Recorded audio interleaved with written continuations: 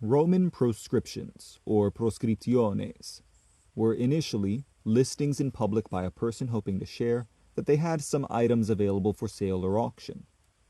In the time of the dictatorship of Sulla, around 80 BC, Sulla's men started to list property for sale that belonged to other people, usually political enemies of Sulla or wealthy Romans. These proscriptions are what are usually referred to when discussing proscriptions, those of Sulla and those of the triumvirate. A proscribed man was usually stripped of his citizenship, legal protections, and permission for burial. Anyone was then free to kill the proscribed man and to loot his body. Often the land and larger property of the individual was auctioned in a dubious auction where the killers were frequently the winners. There were rewards provided for anyone who could kill a proscribed man or who could share information on the whereabouts of proscribed individuals. They were even given for presenting your neighbors who might be treasonous individuals against the dictator. The children of proscribed men were regularly stripped of their citizenship, some grandchildren as well, and they were not allowed to mourn the proscribed lest they themselves be added to the list. They were also not permitted to inherit any property from their proscribed relative.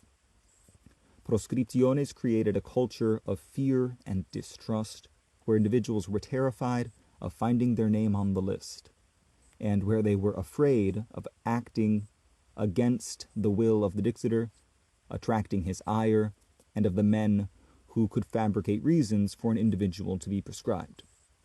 Neighbors would often accuse each other or betray trust in order just to seize jealous property and receive rewards.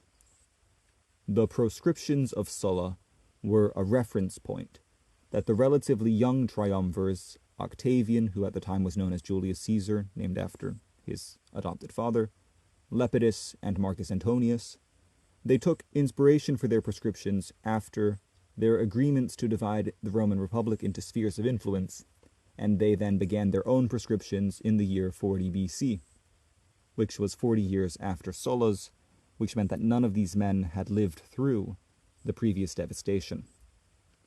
The three men used the situation to squash political rivals who disagreed with them, take vengeance against those who had upset them in their careers, and to seize wealth from the equites or the merchant class.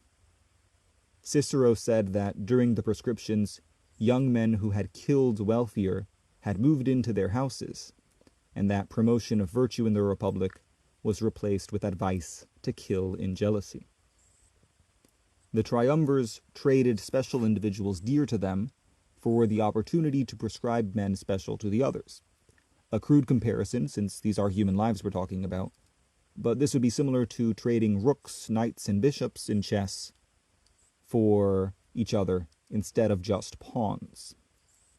Among the highest valued pieces on the board were Cicero, one of Julius Caesar's cousins, and Lepidus's brother.